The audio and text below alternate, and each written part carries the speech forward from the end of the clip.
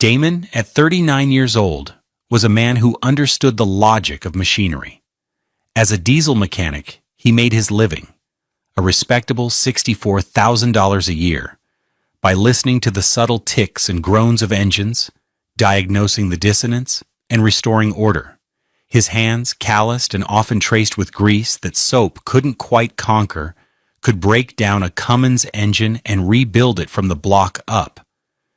He understood that for every action, there was a reaction. For every input, an output. It was a world of clear, unshakable rules. His life outside the garage, however, operated on a different, more confounding logic. For 6 years, on the first Friday of every month, he performed a ritual that had nothing to do with pistons or fuel injectors. He would sit at the small, $250 oak desk in the corner of his living room, pull out a checkbook from his personal account, and write a check for $1,450. The payee was always the same: Memorial Properties, LLC. The memo line was also always the same: Rent 124B Memorial Trace Circle. This was the rent for his mother-in-law, Gloria's duplex. For 72 consecutive months, he had paid it. That was a total of $104,400. He knew the exact number because, like a mechanic logging parts and labor, he logged everything. After writing each check, he would drive to a nearby copy shop and make a photocopy for his records, a habit that started the very first month. He kept the copies in a gray, fireproof lockbox he'd bought for $79 at Home Depot, filed neatly by year. The ritual was a silent one. His wife Tanya never watched him write it. She never thanked him for it. It was simply an expected function of their marriage, as automatic and unquestioned as the sun rising. In the beginning, he had imagined it as a noble act, a way to support the woman who had raised his wife. But 6 years of silence had eroded that feeling, replacing it with the cold, heavy weight of obligation. The check wasn't a gift, it was a tax, a fee for being Tanya's husband. And as he signed his name on the 72nd check, the ink from his $3 Pilot G2 pen felt less like a signature and more like a surrender. He had no idea this would be the last one he ever wrote. He didn't know that in less than an hour, the confusing logic of his home life would suddenly become as clear and as brutal as a cracked engine block. What if he hadn't gone to drop it off that day? What if he'd just mailed it like he sometimes did?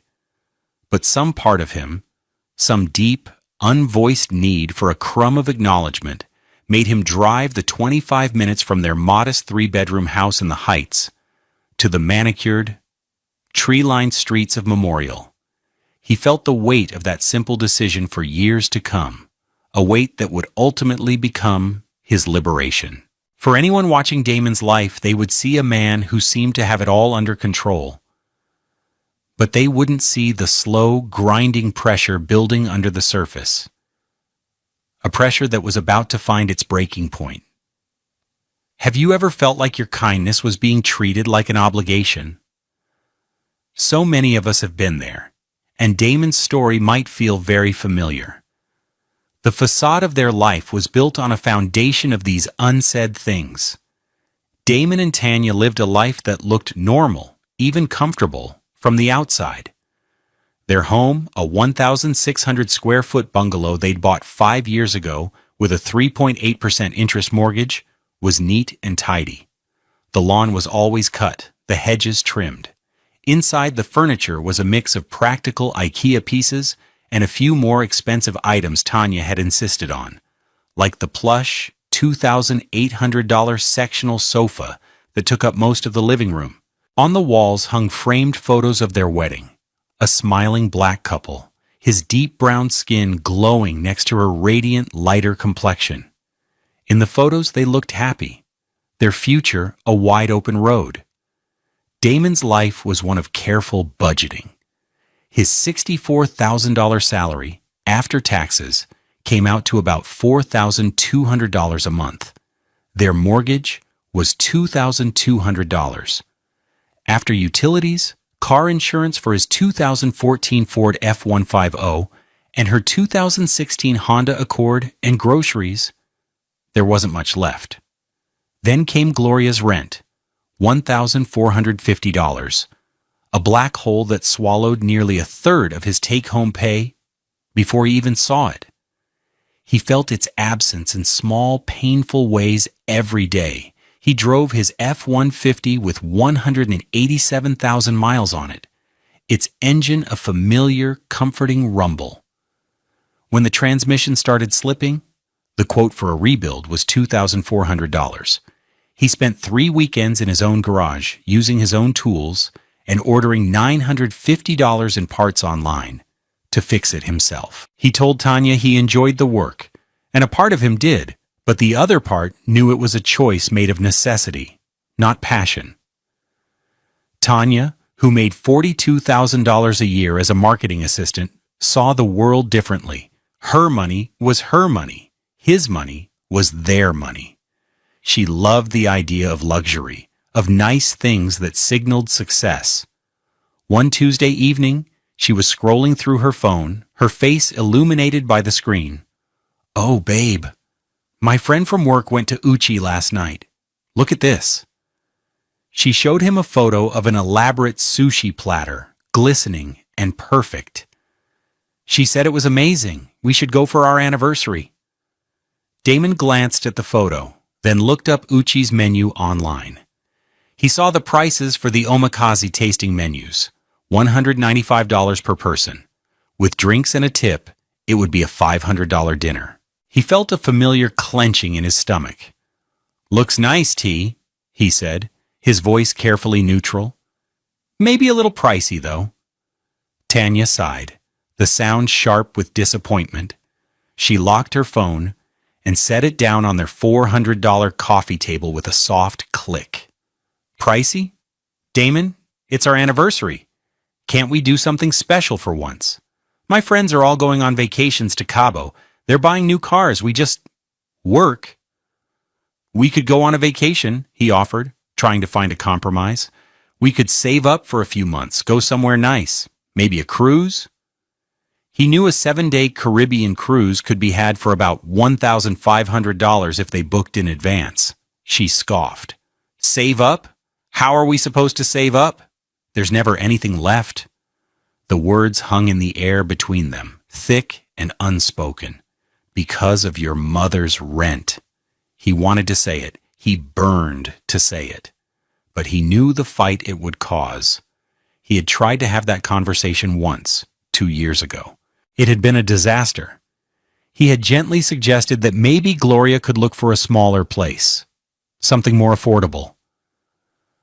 A 1-bedroom in a less expensive neighborhood might be closer to $900, he'd said.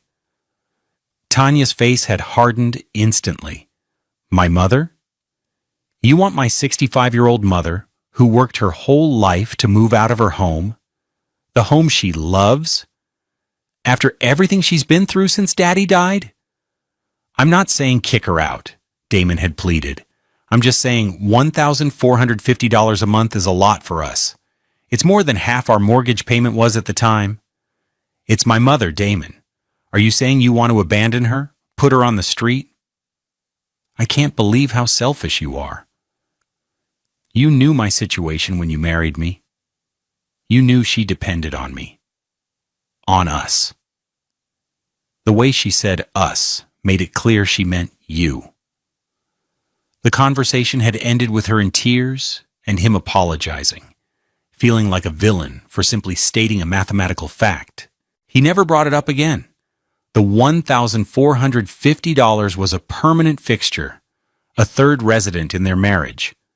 So instead of arguing about the $500 dinner, he just said, "You're right. We'll figure something out for the anniversary." They ended up going to a local steakhouse, a $150 meal that was still a stretch, and Tanya had spent most of it looking at her phone, a shadow of resentment on her face.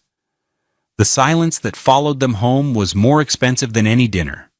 The small cuts of disrespect, the dismissive sighs and casual cruelties began to accumulate.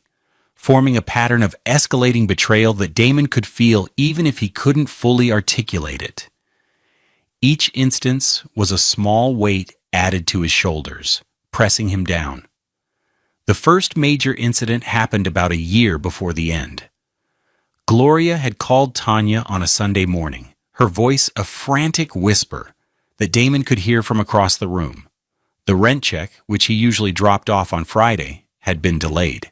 He'd had to work a 16-hour shift on a fleet of trucks that needed to be on the road by Monday, so he hadn't been able to write it until Saturday evening. He had planned to drop it off that Sunday afternoon. "He hasn't brought it yet?" Tanya said into her phone, her back to Damon. "Mama, I'm so sorry. I'm sure he just forgot. It's been a busy weekend." She turned to face him, her hand covering the receiver, her eyes blazing with an anger that felt wildly out of proportion. "Did you forget my mother's rent?" she hissed. "No, I didn't forget," Damon said calmly, holding up his hands. "I had to work late Friday and all day yesterday. I was going to take it over this afternoon." "This afternoon? It's due on the 1st, Damon. The landlord has a late fee if it's not there by the 5th. Today is the 4th. You're cutting it close. She's worried sick." "It's never been late in 5 years, Tanya. It's not going to be late this time. I'll take it over right now." She relayed this to Gloria, then listened for a moment. "He says he's coming now, Mama. Yes, I know. I'll talk to him." She hung up and fixed him with a glare. She was embarrassed. She thought she was going to have to call the landlord and beg. "You can't just let it slip your mind like that. It's a priority." "It didn't slip my mind," he repeated, the words feeling useless. "I had to work. Other people work, Damon, and they still manage their responsibilities," she shot back, grabbing her $400 Kate Spade purse from the counter. "I'm going over there. Just bring the check and leave it. I don't want her to be more upset." She walked out, the door slamming behind her. He stood alone in the kitchen, the checkbook on the counter feeling like an accusation. He wasn't a partner. He was a functionary, a walking ATM who was malfunctioning. A few months later, another front in the war of attrition opened up. They were at Gloria's duplex for her 66th birthday. Damon had brought a thoughtful, if modest, gift. A high-end, $120 digital photo frame he'd preloaded with hundreds of family pictures, including many of Tanya's late father. Gloria had given it a cursory glance. "Oh, that's technological," she'd said, setting it aside. Later, as they ate the birthday cake Damon had picked up from the bakery for $45, Gloria sighed dramatically. "My old television is just on its last legs. The picture is all fuzzy on one side. I can barely watch my programs." She looked pointedly at Tanya, but her gaze slid to Damon. "Brenda next door just got one of those new smart TVs, a big Samsung. Hangs right on the wall like a painting." Damon knew where this was going. He kept his eyes on his plate. Tanya, however, picked up the cue immediately. "Oh, we should look into that for you, Mama. Maybe as a late birthday present." "Oh, I couldn't ask," Gloria said, waving a dismissive hand, her bracelets jangling. "They're so expensive." "We can manage," Tanya said, looking directly at Damon, her expression a mixture of challenge and command. Later that night, in the car on the way home, Tanya started in. "I think a 55-inch would be good for her living room. I saw one on sale at Best Buy for $899. Damon took a deep breath. "Tanya, we can't afford to buy your mom a $900 television." "What do you mean we can't afford it? It's for my mother. Her TV is broken." "Her TV isn't broken. It's just old. And we don't have a spare $900. The property taxes on the house are due next month. That's $3,500 we have to have ready." "So you'll figure it out," she said, her voice turning cold and hard. "You always do." "No," Damon said, and the word felt foreign in his mouth. It was a complete sentence he so rarely used with her. No, I can't figure it out. There's no money to figure out. We are not buying her a television. The silence in the car was absolute. It was a declaration of war. For the next week, Tanya treated him like a ghost. She moved through the house around him, her body never brushing his, her eyes never meeting his. She cooked for herself, slept pressed against the far edge of their queen-sized bed, and answered his questions with single, clipped words. It was a suffocating, lonely punishment. He was being ostracized for refusing to take on yet another expense, for drawing a line in the sand of his own financial solvency. He felt a profound sense of injustice. He was already paying for her roof, and now he was being punished for not paying for her entertainment too. The final scene of the prelude to his discovery was the cruelest. It was the month before that fateful June day. He had stopped by Gloria's on his way home from work, still in his grease-stained work clothes. He hated doing that, feeling that she was judging the honest dirt on his hands, but he'd had a long day and just wanted to get the errand over with. He knocked on the door, and Gloria opened it, a look of distaste flickering across her face as she took in his appearance. "Oh, it's you?" "Hey, Gloria," he said, holding out the envelope with the check. "Just dropping this off." She didn't reach for it. She just stood there, blocking the doorway. "You know, the landlord was by yesterday checking the smoke detectors. He mentioned he's thinking of raising the rent next year. Inflation, he said." She looked at him expectantly. Damon felt a surge of cold dread. "Okay," he said, his voice flat. "Well, I'm just telling you so you can prepare," she said, as if discussing his own budget. "It will probably be another $100 or so." He just stared at her, speechless. He was already drowning, and she was calmly describing the next bucket of water she planned to pour over his head. Tanya chose that moment to walk up behind her mother, a glass of iced tea in her hand. She saw the look on Damon's face. "What's wrong?" "I was just telling him about the rent increase," Gloria said. Tanya sighed, not at her mother, but at Damon. "Don't make that face, Damon. It is what it is. We'll handle it." "We?" he finally managed to say. "Tanya, we are barely handling it now." "Oh, stop being so dramatic," Tanya snapped, her patience gone. "It's money. You make good money. It's the least you can do for my mother. Honestly, you should be grateful you're in a position to help." Grateful. The word hit him like a physical blow. Grateful to be handing over a third of his income? Grateful to be postponing his own life, his own dreams, his own financial security? Gloria finally took the envelope from his hand, her fingers barely touching his. "Thank you, dear," she said, the words utterly devoid of warmth. She then turned to Tanya. "I'm going to watch my show." She walked away without another word, leaving him on the doorstep with his wife. Tanya looked at him, her eyes hard. "Don't ever make me feel like I have to beg you to take care of my family, Damon. You knew what you were signing up for when you married me." She went back inside, leaving him alone on the porch. He stood there for a long moment, the smell of cut grass mixing with the faint scent of diesel on his clothes. He felt like a stranger, an outsider whose only purpose was to fund a life he wasn't truly a part of. He got in his truck and drove home, the foundation of his marriage trembling beneath him. He didn't know it yet, but it was already broken beyond repair. Friday, June 3rd. The Houston air was thick and heavy, promising a thunderstorm. The time was 5:17 p.m. Damon stood on the small concrete porch of 124B Memorial Trace Circle, the envelope in his hand feeling damp from the humidity. He was tired. It had been a long week of wrestling with a stubborn Kenworth T680, and all he wanted was to go home, take a shower, and sit in silence. He raised his hand to knock, but stopped. He could hear voices from inside. muffled but clear through the thin wood of the front door.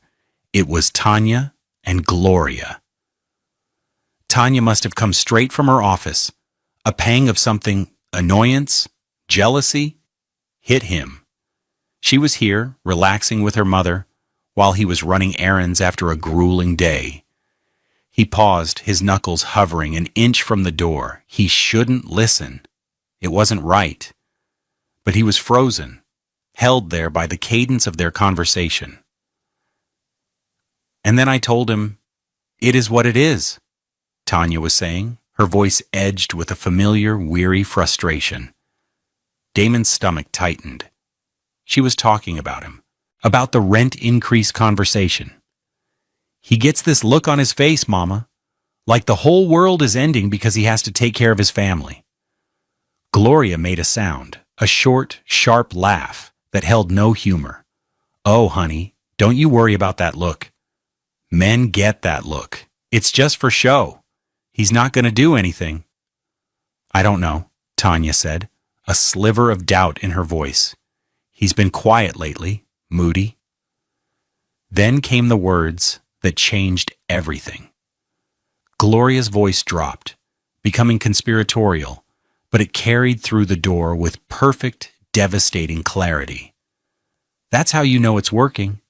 The quiet is acceptance. You just have to be firm. We were firm, and now look, 6 years. He's trained now, Tanya. He knows the rules. He'll huff and puff, but on the first of the month that check will be here. He won't stop. He's too invested." Trained. The word wasn't a word. It was a physical force. It slammed into Damon's chest, knocking the air from his lungs. He felt his vision tunnel, the edges blurring. The manicured lawn, the neatly trimmed hedges, the expensive-looking wreath on the door. It all faded into a gray haze. The only thing in focus was the sound of his wife's response. Tanya laughed. It wasn't a big laugh, just a small, complicit chuckle.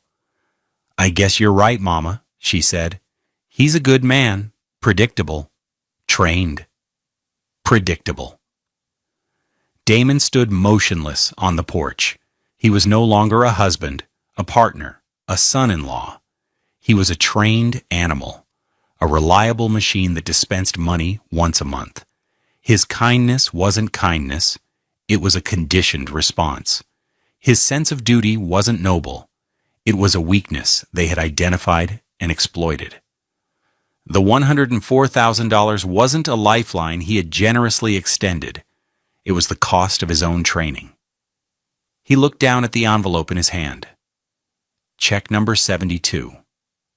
The paper felt alien, like a prop from someone else's life. His signature on it felt like a forgery. A sudden cold clarity washed over him, extinguishing the hot shame in an instant. The confusing logic that had governed his life for 6 years snapped into perfect, brutal focus. For every action, a reaction. For every input, an output. They had provided the input. Contempt, manipulation, exploitation. It was time for his reaction. He didn't knock. He didn't slide the check under the door. He slowly lowered his hand, his fingers closing around the envelope. The first fat drop of rain hit the concrete porch with a dark splat, then another. He turned his back to the door that separated him from the 2 women who had just redefined his entire marriage, and walked away. He walked down the flagstone path, the rain starting to fall faster now, plastering his thin work shirt to his back. He got into his F-150, the engine turning over with a familiar, loyal roar. He put the truck in drive, and as he pulled away from the curb, he looked at the duplex in his rearview mirror. He felt nothing. The part of him that felt obligation, resentment, and a desperate need for gratitude was gone. In its place was a quiet, cold, and methodical calm. The mechanic in him was taking over. The problem had been diagnosed. It was time to strip it down to the bolts and rebuild. The drive home was silent. The rain was coming down in sheets now, the wipers of his truck beating a frantic, rhythmic pulse. He didn't turn on the radio. He just drove. The conversation he'd overheard playing on a continuous, silent loop in his mind. He's trained now. He won't stop. When he got home, Tanya's Honda was not in the driveway. She was still at her mother's. The house was quiet. He walked into the living room, to the small oak desk where the ritual began. He took the envelope with the $1,450 check out of his pocket. It was slightly damp. He placed it carefully on the desk. Then he went to his bedroom closet and pulled down the $79 fireproof lockbox. He sat on the floor, entered the combination, and opened it. Inside were the neat stacks of photocopied checks, 71 of them, bundled by year with rubber bands. He took out the damp envelope, opened it, and unfolded the final check. He now held all 72 payments in his hands, a paper trail of his loyalty, a ledger of his foolishness. He didn't feel anger anymore. That had burned out on the drive home, replaced by an unnerving sense of purpose.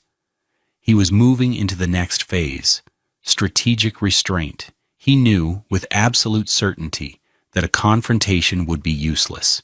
It would be a storm of tears, accusations, and gaslighting. Tanya would twist his words, call him a liar, and accuse him of eavesdropping. Gloria would play the victim.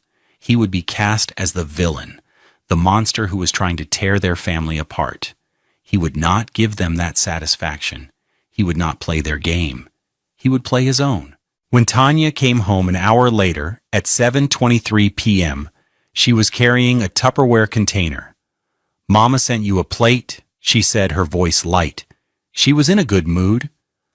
She walked into the kitchen, and Damon followed her, his heart beating a slow, steady rhythm. She put the container in the refrigerator. "Did you have any trouble finding the place?" she asked casually, not looking at him. This was the first test, his first lie. He leaned against the doorframe, crossing his arms. "Nope," he said, his voice even. "Easy trip." "Good."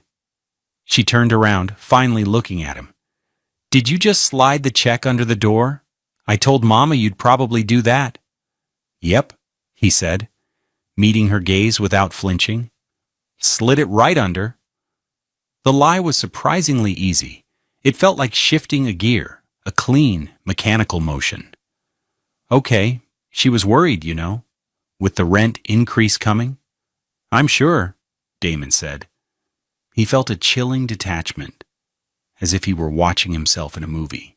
This man, calmly lying to his wife, was a stranger to him, but he knew this stranger was his only way out.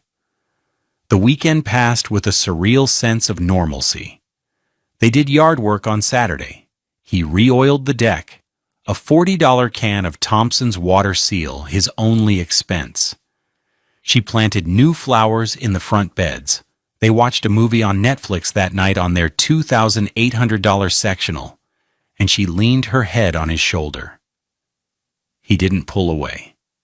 He sat there, a statue of a husband, every nerve ending screaming. He was gathering evidence, and her every normal action was another exhibit in his case. She had no idea she was living with a ghost. On Sunday afternoon, her phone rang. He saw Mama on the caller ID. He kept his focus on the football game on TV, but his ears were tuned to her conversation. "Hey, Mama." "What? He didn't?" Tanya's voice was tight with confusion. "Are you sure? Did you check the mat? Maybe it slipped all the way into the living room." She listened, her brow furrowed. "That is so weird. He told me he dropped it off Friday night. He said he slid it under the door." A pause. "No, I believe him. Why would he lie about that? It must have gotten lost." Another long pause. "Okay, Mama, don't panic. The 5th isn't until Tuesday. I will talk to him as soon as he gets off the couch. I'll call you back." She hung up and turned to him. The manufactured peace of the weekend was over. "Damon?" He turned to her, feigning mild interest. Yeah? That was Mama. She still can't find the rent check. He put on his best confused face. What? That's impossible. I put it right under the door. I remember the feeling of the envelope catching on the weather stripping. He was a surprisingly good actor. He was describing an action he had only imagined. Well, it's not there, she said, her voice rising with anxiety. She's looked everywhere. Could you have dropped it on the porch? I don't think so, he said, shaking his head. I'm sure I put it through. This is strange. Do you think someone could have taken it? He planted the seed of an alternate theory, a way to deflect and buy more time. Who would take a check made out to a property company? She said, dismissing it. This is a disaster. She's going to get a late fee. The landlord is such a stickler. I can call the bank on Monday and put a stop payment on it, he offered. I'll just write her a new one. This was the critical part of the act. He had to seem willing to fix the problem. Tanya seemed to relax slightly. Okay, yes, do that first thing in the morning. I'll tell her that's the plan. God, what a mess. She walked away, dialing her mother again. He turned back to the TV. He had survived the weekend. He had lied 3 times, each lie a carefully placed stone on the path he was building.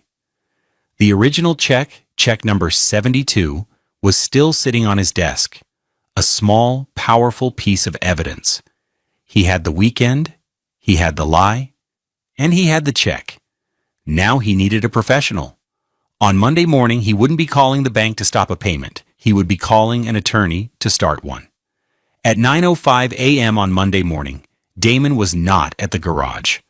He had called his boss and taken a personal day, something he hadn't done in over 3 years. He was sitting in a plush leather chair that probably cost more than his monthly salary, in a high-rise office in downtown Houston with a panoramic view of the city. The glass tower felt cold and impersonal, a perfect reflection of his new state of mind. Across a massive mahogany desk sat Marcus Thorne, Esquire. He was a sharp, impeccably dressed black man in his late 40s, with a reputation for being a shark in a courtroom and a brilliant strategist outside of it. He had been recommended by one of the owners of the trucking fleet Damon serviced, a man who had been through a messy business dissolution. Thorne's hourly rate was a staggering $550, a number that made Damon's stomach clench, but he knew he couldn't afford anything less than the best. On the desk between them was the gray lockbox. Damon had already explained the situation in a calm, flat voice, detailing the 6 years of payments, the lack of gratitude, and the conversation he had overheard. He spoke like he was describing a faulty engine, focusing on facts and figures, leaving out the heart-wrenching emotion. Marcus listened intently, his fingers steepled, his face unreadable. When Damon was finished, the lawyer was silent for a long moment. "And you have records?" he finally asked. "Yes," Damon said. He reached over, opened the lockbox, and pulled out the bundles of photocopied checks. He had also created a spreadsheet on his home computer, a simple Excel file detailing every single payment, check number, date, amount. The total was at the bottom in bold, $104,400. He handed the spreadsheet to Marcus. The lawyer took the sheet and his eyes scanned the columns. He then picked up one of the bundles of copies and fanned through them. Each one was a clear, crisp image of a check from Damon's personal account, made out to Memorial Properties, LLC. "You did this every month?" Marcus asked, a note of genuine surprise in his voice. "Made a copy?" "Every month," Damon confirmed. "I also have the bank statements from my personal account showing every single one of these checks clearing." Marcus leaned back in his chair, a slow smile spreading across his face. "Mr. Damon," he said, his voice a low rumble of appreciation, "you are not a mechanic, you are a forensic accountant. This is magnificent. This is the cleanest paper trail I have ever seen." So there's something you can do? Damon asked. Something I can do? Marcus chuckled. Damon, your wife and mother-in-law made a critical mistake. They assumed your kindness was a weakness, but they coupled that with another, far more dangerous assumption, that you were unsophisticated. They never imagined you would be this meticulous. He leaned forward again, all business now. Here's the situation. In Texas, when there is no written agreement, a transfer of money can be considered one of two things: a gift or a loan. The burden of proof is on the person claiming it was a gift. Their entire case would rest on the idea that any reasonable person would assume a man paying his mother-in-law's rent for 6 years was giving her a gift. And was I? Damon asked quietly. That's the multi-thousand-dollar question, isn't it? Marcus said. Their argument for gift is the family relationship and the duration. Our argument for loan is much, much stronger. First, the payments were consistent, regular, and for a specific purpose, rent. This looks like an installment plan. Second, and most importantly, they were made from your personal account, not a joint account. You, Damon, paid this money, not you and your wife. Third, and this is the beautiful part, you have documented every single transaction. This shows intent. You weren't just casually handing over cash. You were tracking it. He tapped the spreadsheet. What we are going to do is recontextualize these payments. We are not going to ask for the money back. We are going to inform them that this was a loan and present them with the bill. We will draft a formal demand letter.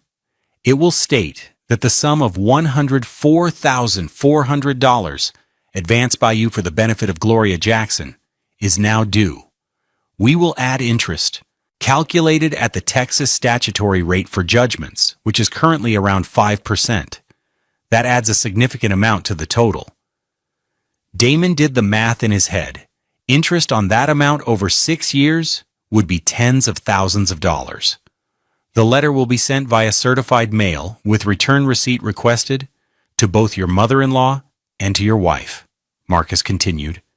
We send it to your wife because she was complicit in securing this loan and benefited from the arrangement by having her familial financial burden lifted. She is a party to this. The letter will give them 30 days to contact my office and arrange a payment plan. If they fail to do so, we file a lawsuit for unjust enrichment and breach of verbal contract. Damon felt a wave of relief so profound it almost made him dizzy. It was real. It was a plan. It was not a messy, emotional fight. It was a cold, hard, legal procedure. They will call you, Marcus warned. They will scream. They will cry. They will threaten. You will not answer your phone. You will not respond to texts. You will direct all communication to my office. Your only response to any direct contact should be, "You need to speak with my attorney." Can you do that?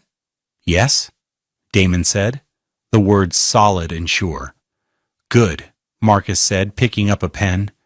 Let's start drafting this letter. They wanted you to be predictable. Let's give them something they never could have predicted. For the next hour, they worked, crafting the language of the letter that would detonate the life Damon had known, and begin building a new one from the ground up. The $1,100 he paid for those 2 hours with Marcus Thorne felt like the best investment he had ever made. The strike was coordinated with the precision of a military operation. On Thursday, June 9th, 6 days after Damon had walked away from Gloria's door, 2 identical letters were sent out from Marcus Thorne's downtown office via USPS certified mail. One was addressed to Ms. Gloria Jackson at 124B Memorial Trace Circle. The other was addressed to Mrs. Tanya Washington at the home she shared with Damon.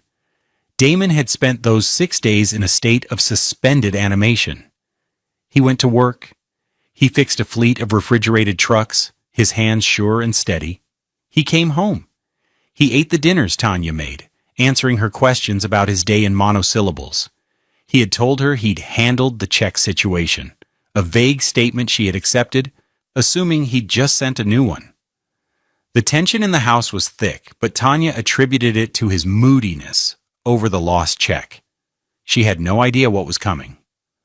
The first letter was delivered on Friday afternoon at 2:42 p.m. A mail carrier knocked on Gloria's door, holding a clipboard and the green and white certified envelope. Gloria, annoyed at the interruption to her afternoon soap opera, signed for it impatiently. She saw the return address, a law firm, and felt a flicker of confusion. She opened it in her hallway, her eyes scanning the dense, formal text. The letter was a masterpiece of cold, legal finality. R.E. Demand for repayment of personal loan. Dear Miss Jackson, this firm represents Mr. Damon Washington. We are writing to you concerning a series of financial transactions between yourself and our client.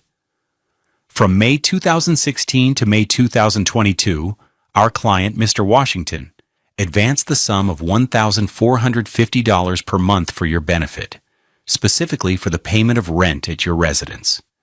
These 72 payments were made from his personal financial accounts.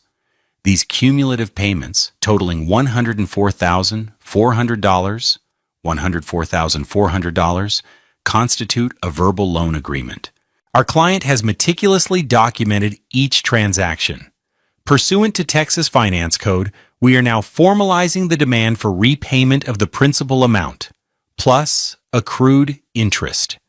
The calculated interest, based on the statutory prejudgment rate compounded annually over the loan period, amounts to an additional $28,710.53. $28,710.53. Therefore, the total amount due and owing to our client, Mr. Damon Washington, is $133,110.53. $133,110.53. You are hereby directed to contact our offices within 30 calendar days of receipt of this letter to arrange a formal payment plan. Failure to respond within this time frame will result in our firm initiating legal proceedings against you for unjust enrichment, breach of contract, and other applicable claims without further notice. All future communication regarding this matter must be directed to my office. Do not contact Mr. Washington directly. Sincerely, Marcus Thorne, Esquire. Gloria read it once. Then she read it again. The color drained from her face.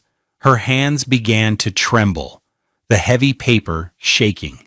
$133,110.53. The number was nonsensical, a joke, a typo, but the letterhead was real. The legal language was terrifying. She stumbled to her couch and collapsed onto it, her heart hammering against her ribs.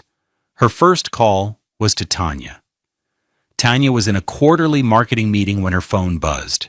She ignored it. It buzzed again, and again, and again. 5 missed calls from Mama. Annoyed, she excused herself and stepped into the hallway. She saw a string of frantic texts. Call me now. Emergency. Call me. She called her mother. Mama, what's wrong? I'm in a meeting. He's suing me. Gloria shrieked into the phone, her voice hysterical. Damon? He sent me a letter from a lawyer. He says I owe him over $130,000. What? Tanya felt a wave of dizziness. That's crazy. You're not making sense. A lawyer? Why? The rent. He's saying the rent money was a loan. With interest. He wants it all back, Tanya. All of it. Tanya's world tilted on its axis. It couldn't be true. Damon, her quiet, predictable Damon, would never do something like this. Mama, calm down. You must have misunderstood. Let me get home. I'll figure it out. There's no way this is real. She rushed through the rest of her workday in a fog of disbelief and dread. When she pulled into her driveway at 5:45 p.m., she saw it. Another certified letter, this one sticking out of her own mailbox. Her hands shook as she tore it open. It was identical to the one her mother had described. She read the words, loan agreement, principal and interest, legal proceedings, and felt a rage so pure and hot it nearly blinded her. She burst through the front door. Damon was in the kitchen, calmly washing vegetables in the sink. He looked up as she stormed in, his expression unreadable. "What is this?" she screamed, waving the letter in her hand. "What in the hell is this, Damon?" He turned off the water and dried his hands on a towel, his movements slow and deliberate. "You should probably talk to my attorney about that," he said, his voice quiet. "Your attorney? Your attorney?" she shrieked, her voice cracking. "You are suing my mother. You are suing me for the money you gave us. Are you insane?" "I didn't give us any money, Tanya," he said, and his calm was more infuriating than any anger could have been. "I paid your mother's rent from my account for 6 years. I have the records. It was a gift. You did that for your family, for me." "Was it a gift?" he asked, his eyes holding hers. And then he deployed the line he had been holding for a week. "Or was I just trained? I thought I was just predictable. I thought I wouldn't stop." Tanya froze. Her face went white. The sound in the room was just her own ragged breathing. She stared at him, the bravado and rage evaporating, replaced by a dawning, sickening horror. He had heard. He knew. You were listening," she whispered. "I was dropping off the check," he said, his voice still quiet, but with an edge of cold steel. "The check that's still in the lockbox in our closet, by the way. The one I slid under the door." She stumbled back, speechless. The entire lie, the entire week of deception, was laid bare. He had been playing a different game all along, and she had never even seen the board. Her phone began to ring again. It was her mother. Tanya looked from the phone to her husband's cold, resolute face. The trap had been sprung. There was no way out. The voicemail started to come, a cascade of panic and fury. The first was Gloria, crying. "Tanya, call me. What do we do? What is happening?" The second was angrier. "This is insane. He can't do this. You have to talk to him, Tanya. Fix this." The third was pure pleading. "Please, baby, just make him stop. I can't pay this money. I'll be on the street." Tanya sank onto a kitchen chair. The letter crumpled in her fist. She was no longer a co-conspirator. She was a co-defendant. Damon watched her, his face a mask of detached finality. The mechanic had found the source of the noise, and he had just ripped it out of the engine. The consequences cascaded with the brutal efficiency of a legal machine. Tanya and Gloria, caught completely off guard, scrambled to react, but they were amateurs in a professional's game. Their emotional appeals and angry demands were useless against the wall of Marcus Thorne's calm, implacable competence. The first domino to fall was Gloria's housing. The 5th of the month had come and gone. The rent was late. On June 10th, the day the letters arrived, a 5-day pay or vacate notice was taped to her door by the landlord of Memorial Properties, LLC. The notice demanded the $1,450 rent, plus a $150 late fee. Gloria, in a panic, called Tanya. "You have to pay it," she cried. "Just for this month. We'll sort out Damon's nonsense later." Tanya, looking at her own finances with new, terrified eyes, felt a cold sweat. Her take-home pay was about $2,800 a month. Their mortgage was $2,200. Her car payment was $350. After her own expenses, she had almost nothing left. Paying her mother's $1,600 bill was a mathematical impossibility. For the first time, she felt the crushing weight that Damon had been carrying, alone, for 6 years. She transferred the money anyway, draining her meager savings account, which held just over $2,000. It was a temporary plug in a dam that was already cracking. The second consequence was the legal reality. Tanya, refusing to believe Damon would go through with it, tried to talk to him. She alternated between tearful apologies and furious accusations. "How could you do this to us? To our marriage?" she'd pleaded one night. "You should speak with my attorney," was his only reply. He had moved into the guest room, creating a physical and emotional chasm in their home. Desperate, Tanya and Gloria scraped together $3,000 to consult with their own lawyer, a man who worked out of a small office above a laundromat. He reviewed Damon's demand letter and his own copy of the meticulous spreadsheet Marcus had attached. The lawyer was blunt. "Your position is extremely weak," he told them, his face grim. "He has an unprecedented level of documentation. Every check, from his personal account for 72 straight months. His claim that it was a loan is very, very credible. Your claim that it was a gift rests on—" "What? That he was a nice guy? That's not a legal defense. You're looking at a huge loss here." He charged them a $500 consultation fee to deliver the bad news. The 30-day deadline passed. No payment plan was offered. Marcus Thorne, true to his word, filed the lawsuit. The moment the suit was filed, it became a public record and a pending liability. Tanya and Gloria tried to get a consolidation loan to pay him off. They were denied by 3 different banks. The reason cited was the pending litigation and their combined low income against the massive new debt. Tanya's credit score, once a respectable 720, plummeted to the low 500s. The dream of a life of casual luxury evaporated. She was now facing a future of financial ruin. The eviction was next. Tanya couldn't make the July rent payment for her mother. She simply didn't have the money.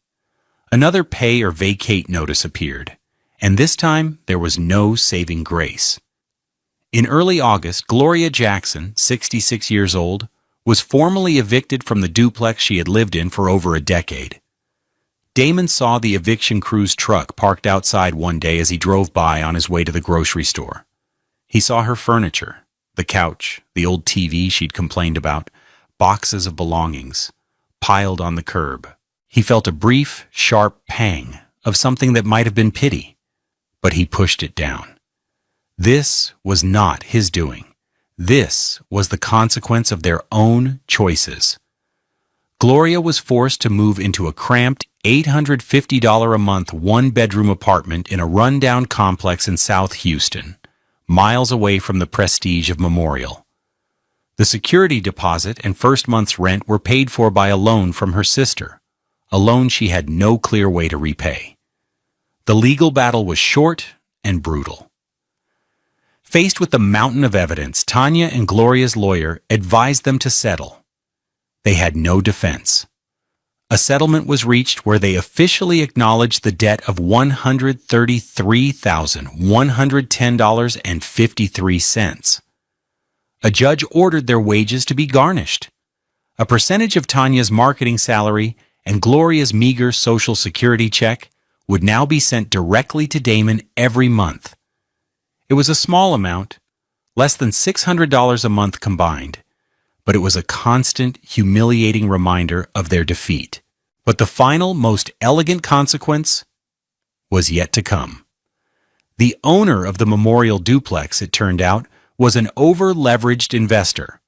With Gloria's unit now empty and the real estate market turning, he defaulted on his own loan. The duplex at 124B Memorial Trace Circle went into foreclosure. 6 months later, on a sunny Tuesday morning, Damon stood on the steps of the Harris County Courthouse. He was there for the foreclosure auction. Using the first few $1,000s of the garnished payments, combined with the money he had saved by not paying Gloria's rent, he had secured a small loan. When the auction for the duplex came up, he was the only serious bidder. He bought the entire property, both units, A and B, for $285,000, a steal for the Memorial area. The deed was in his name alone. 3 weeks later, a new sign was posted in the front yard. It read, For rent, inquire within. Washington Properties, LLC. Damon Washington was now the landlord. 2 years passed. The Houston sun felt different now, warmer on Damon's skin. The weight on his shoulders was gone, replaced by the quiet confidence of a man who had reclaimed his own life. He was no longer just a mechanic. He was a property owner, a small-time entrepreneur. He had rented out Unit A of the duplex to a young family, a teacher, and a firefighter for a fair market price that was still less than what the previous landlord had charged Gloria. He took pride in being a good landlord, fixing a leaky faucet the same day it was reported, ensuring the lawn was always perfect. His life had been rebuilt, piece by piece. The divorce from Tanya had been finalized a year and a half ago. It was a quiet, sad affair. The court had divided their assets. She kept the $2,800 sectional sofa. He kept his 2014 F-150, which now had over 220,000 miles on it and still ran like a dream. He had sold their bungalow in the Heights and used the profits to pay off the loan for the duplex. He now lived mortgage-free in Unit B, Gloria's old unit. He had repainted the entire place, a neutral, calming gray. He'd torn out the old carpets and polished the concrete floors underneath, giving the space a clean, industrial feel that suited him. The wage garnishments continued, a small, steady stream of money arriving in his account each month. It wasn't about the money anymore. It was about the principle. It was a monthly, documented acknowledgement of the truth. He had met someone. Her name was Simone, a landscape architect with kind eyes and a laugh that made him feel instantly at ease. They met at a community garden in the 3rd Ward, where Damon had started volunteering on Saturdays. She was a black woman whose luminous, dark skin seemed to draw in the sunlight. Her hair was a crown of beautiful, intricate locks, and her hands like his were often smudged with dirt.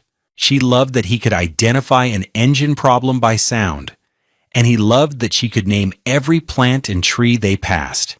Their love was built on acts of service. He changed the oil in her 2018 Subaru Outback. She designed and planted a small, thriving vegetable garden behind his duplex. They didn't talk about his past much, but she knew the broad strokes. She understood that his quiet nature was a form of strength, not weakness. One evening, sitting on his back patio, watching the sunset paint the sky in shades of orange and purple, she took his hand. "You're a good man, Damon Washington," she said simply. And for the first time, he felt truly seen. One day he got a text from a number he didn't recognize. "It's Tanya. Can we meet? I need to give you something." He hesitated, then agreed. They met at a quiet coffee shop on Kirby Drive. She looked different, thinner. The expensive clothes were gone, replaced by simple jeans and a t-shirt. Her hair was pulled back in a simple puff. She looked tired, but the hardness in her eyes was gone, replaced by a deep, settled sadness. She pushed a small, crumpled envelope across the table. "This is from my mom," she said. "It's an apology letter, and I'm sorry too, Damon, for everything, for not seeing you, for not appreciating you, for what we did." Her voice was barely a whisper. "You were a good husband, the best man I've ever known, and I broke it. We were so wrong." He looked at her, the woman he had once loved so fiercely. He felt no anger, just a quiet, bittersweet sense of finality. "I forgive you, Tanya," he said, and he meant it. "I forgive you for my own peace, not for yours. I hope you and your mom find your way." He accepted her apology, not as a bridge back to a past life, but as the final closing of a door. He never read Gloria's letter. He didn't need to. He left the coffee shop, got in his truck, and drove toward his home. The home he had inadvertently bought with 72 installments of misplaced loyalty. True wealth, he now understood, isn't measured in dollars and sense. It's not in the size of your house or the brand of your car. True wealth is respect. It's gratitude. It is the peace that comes from knowing you are valued for who you are, not for what you can provide. Some people will always see kindness as a resource to be mined, a weakness to be exploited. The greatest strength is learning to recognize them, and then, with quiet, clerical finality, closing the account. You have to be the mechanic of your own life, willing to diagnose the problem and brave enough to make the repair, no matter how difficult it seems. Have you ever had to make a hard choice to protect your own peace? Share your story in the comments below. We can all learn from each other's strength. And don't forget to like and subscribe for more stories of love, betrayal, and the quiet triumph of justice.